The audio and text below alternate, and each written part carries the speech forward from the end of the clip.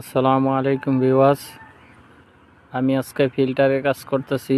এই যে ট্যাঙ্কিটা দেখতেছেন, এটা হলো আপনার ফিল্টার করার জন্য নতুন পদ্ধতিতে।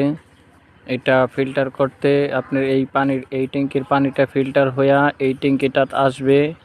এরপরে আপনার বাথরুমে, কিচেনে ফিল্টার পানি হয়ে প্রবেশ করবে। ফিল্টার করার জন্য আপনাদের কি কি লাগবে আপনাদেরকে দেখাইতেছি। এই যে দেখেন পাথর, এই পাথরটা আমি ধুইছি। এই যে দেখেন 3-4 পাথর। আর এরপরে হয়েছে এই যে আপনার হাফ ইঞ্চি পাথর এটা। এরপরে দেখেন আপনাদের এই যে পাই সেফটি পাথর যেটা আছে, একদম গুড়ি পাথর, এই পাই সেফটি পাথর।